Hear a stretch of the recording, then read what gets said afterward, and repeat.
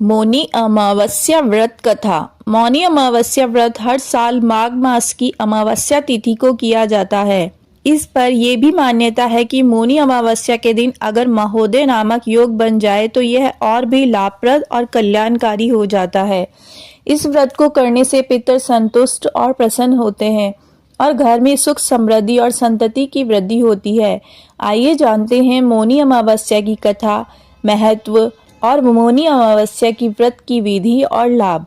मौनी अमावस्या व्रत विधि। मौनी अमावस्या अपने नाम के अनुसार मौन और साधना का व्रत है।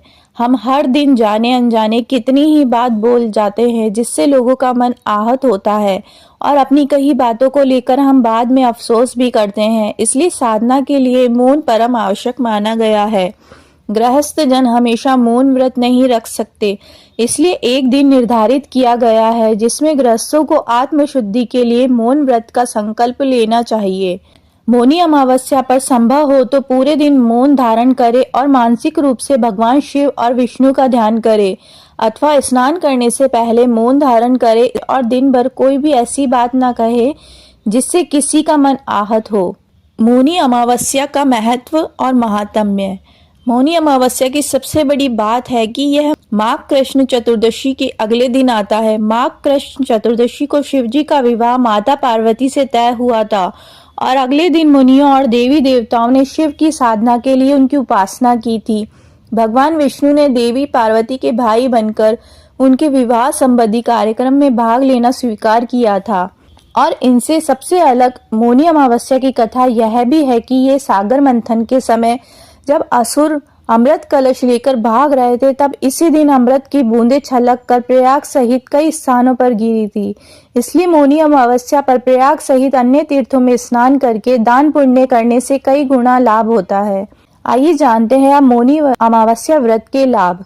माघ मास में तिल, ऊनी वस्त्र, घी का दान बहुत ही पुण्यदायी होता है, इसलिए मौनी अमावस्या पर इन वस्तुओं का दान जरूर करना चाहिए। यह जरूरी नहीं कि आप बहुत दान करें, लेकिन अपनी श्रद्धा और क्षमता के अनुसार थोड़ा दान भी कर सकते हैं। इससे भगवान शिव की कृपा आप पर बनी रहती है और व्यक्ति मृत्यु पश्चात उत्तम लोक में स्थान पाता है। व्यक्ति मुनि पद को प्राप्त करता है। एक मान्यता है कि मौनी अमावस्या के दिन मनुष्यों के धरती पर लाने वाले प्रथम मनुष्य मनु ऋषि का जन्म हुआ था। मनु ऋषि के नाम से भी इस व्रत का नाम मौनी अमावस्या है। आइए अब सुनते हैं मौनी अमावस्या व्रत कथा।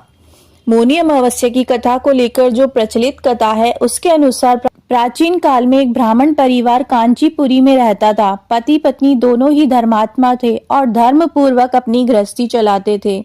इनका नाम देवस्वामी था और इनकी पत्नी का नाम धनवती था। इनके 7 पुत्र और एकमात्र पुत्री थी जिसका नाम गुणवती था। जब गुणवती सयानी हुई तो देवस्वामी से धनवती ने कहा कि पुत्री के विवाह के लिए अब वर देखना चाहिए। ब्राह्मण ने अपने छोटे पुत्र को बहन गुणवती की कुंडली दी और कहा कि ज्योतिषी से इनकी कुंडली दिखवा लाओ और जिससे गुणवती के विवाह की बात आगे चले। ज्योतिषी को कन्या की कुंडली दिखाई। उसने बताया कि विवाह होते ही कन्या विधवा हो जाएगी। ज्योतिषी की यह बात जब ब्राह्मण परिवार को मालूम हुआ तो वह बहुत दुखी हुआ और इसका उपाय पूछा। ज्योतिषियों ने बताया कि हे ब्राह्मण, सिंगल द्वीप में एक पतिव्रता महिला रहती है जिसका नाम सोमा धोबिन है। यदि कन्या की शादी से पहले सोमा आपके घर आकर पूजन करे और अपना आशीर्वाद दे तो यह दोष दूर हो जाएगा। ब्राह्मण ने अपनी पुत्री गुणवती को अपने सबसे छोटे पुत्र के साथ सिंगल द्वीप भेज दिया। दोनों भाई बहन सागर किनारे पहुंचकर उसे पार करने के बारे में विचार करने लगे। जब समुद्र को पार करने का कोई रास्ता नहीं मिला तो दोनों भूखे प्यासे एक पीपल वृक्ष के नीचे आराम करने लगे। पेड़ पर घोंसले में एक गिद्ध का परिवार रहता था। उस समय घोंसले में सिर्फ गिद्ध के बच्चे थे। वह सुबह से भाई बहन की बातों और क्रियाकलापों को देख रहे थे। शाम के समय जब गिद्ध की माता बच्चों के लिए भोजन लेकर घोंसले में आई तो बच्चों ने पेड़ के नीचे लेटे भाई बहन की कहानी माता को बताई।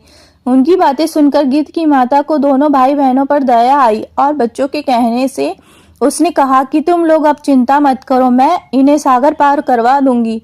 बच्चों ने माता की बातों को सुनकर खुशी खुशी भोजन ग्रहण किया। गिद्ध की माता बच्चों को भोजन करवाकर दोनों भाई बहनों के पास आई और बोली कि मैंने आपकी समस्याओं को जान लिया है, आप चिंता मत कीजिए, आपकी समस्या का निदान मैं कर दूंगी। और आपको सोमा धोबिन के पास भी पहुंचा दूंगी। गिद्ध की बातों को सुनकर दोनों भाई बहनों का मन आनंदित हो गया और उन्होंने वन में मौजूद कंदमूल को खाकर रात काट ली। सुबह होते ही गिद्ध ने दोनों भाई बहनों को समुद्र पार करवा दिया और स्विंगल द्वीप में सोमा धोबिन के घर के पास पहुंचा दिया। गुणवती सोमा धोबन के घर के पास छुपकर रहने लगी। हर दिन सुबह होने से पहले गुणवती सोमा का घर लीप दिया करती थी। एक दिन सोमा ने अपनी बहुओं से पूछा कि प्रतिदिन सुबह हमारा घर कौन लीपता है। बहुओं ने प्रशंसा के लोभ से कहा कि हमारे अलावा यह काम और कौन करेगा। लेकिन सोमा को बहुओं की बातों पर भरोसा नहीं हुआ और वह ये जानने के लिए पूरी रात जागती रही कि कौन है जो हर दिन सूर्योदय से पहले घर को लीप जाता है। सोमा ने देखा कि एक कन्या उसके आंगन में आई और आंगन लीपने लगी। सोमा गुणवती के पास आई और उससे पूछने लगी कि तुम कौन हो और क्यों हर सुबह मेरे आंगन को लीप कर चली जाती हो। गुणवती ने तब अपना सारा हाल सोमा से कह दिया। गुणवती की बातों को सुनकर सोमा ने कहा कि तुम्हारे सुहाग के लिए मैं तुम्हारे साथ चलूंगी। सोमा ने ब्राह्मण के घर आकर पूजा किया, लेकिन विधि विधान को कौन टाल सकता है। गुणवती का विवाह होते ही उसकी पति की मृत्यु हो गई। तब सोमा ने अपने सभी पुण्य गुणवती को दान कर दिए। सोमा के पुण्य से गुणवती का पति जीवित हो गया, लेकिन पुण्यों की कमी से सोमा के पति और बेटे की मृत्यु हो गई। लेकिन सोमा ने अपना घर छोड़ने से पहले बहुओं से कह दिया था कि मेरे लौटने से पहले अगर मेरे पति और मेरे बेटों को कुछ होता है तो उनके शरीर को संभाल कर रखना। बहुओं ने सास की आज्ञा को मानकर सभी के शरीर को संभाल कर रखा। उधर सोमा ने स्विंगल द्वीप लौटते हुए रास्ते में पीपल वृक्ष की छाया में विष्णु जी की पूजा कर 108 बार पीपल की परिक्रमा की। इसके पुण्य के प्रभाव से सोमा के घर लौटते ही उसके पति और बेटे फिर से जीवित हो गए। इसलिए मौनी अमावस्या के व्रत करने वाले व्रतियों को यह कथा सुनकर पीपल की 108 बार परिक्रमा करनी चाहिए और भगवान विष्णु सहित शिव जी की पूजा भी करनी चाहिए। तो बोलिए विष्णु भगवान की जय।